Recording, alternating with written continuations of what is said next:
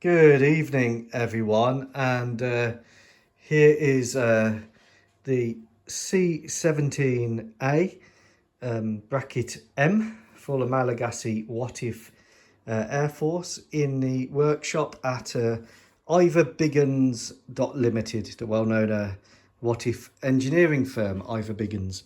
Now, the Anigrand kit, I'm putting it together first. Now, I always build things as one whole, and then what I do is I sand them, fill them. I don't really do sub-assemblies because when you add the sub-assemblies on, if something's not quite right, it causes a nightmare, and this is an absolutely huge project. Now, fit-wise, it's not bad at all. It's better than most Italeri kits. The nose needs some filling and sanding.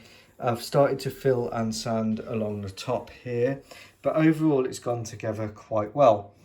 The engines, there's 4 engines on this beastie, and I've started to build them, and again they will need some fettling, some filling and sanding, but it is on an Italeri level of filling and sanding, which is, to be honest, for a resin kit, really good. The only issues are, and these are going to need some resolution, is on the back here, the cargo door ramps are out of alignment, and a big seam line there which I need to fill and sand. Underneath, again, filling and sanding is required.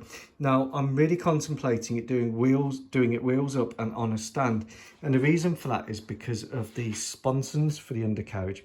Firstly, they're missing a few knacker ducts, which I think are on the side front, so I'll have to work out a way of putting those on.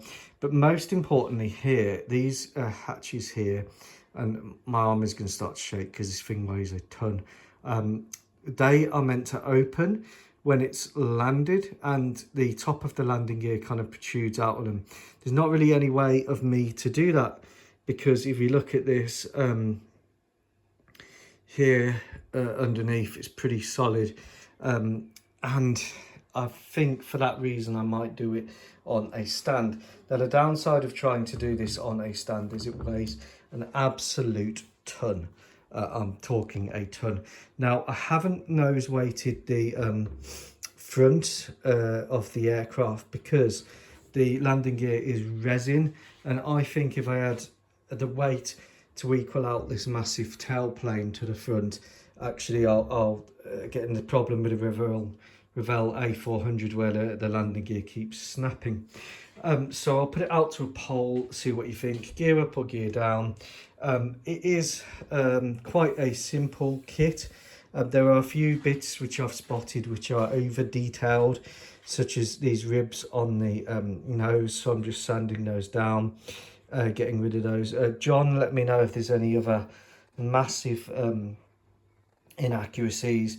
I have been told that the nose isn't quite the right shape, but at the minute this is the only game in town for this model, and I love it. I think it's an absolute beast. I'll ask my wifey, what do you think to this plane? Too big. I can't hear you. It's too big. It's too big. So Ivor Big Un has been told that his aircraft is too big. Take care. Good night.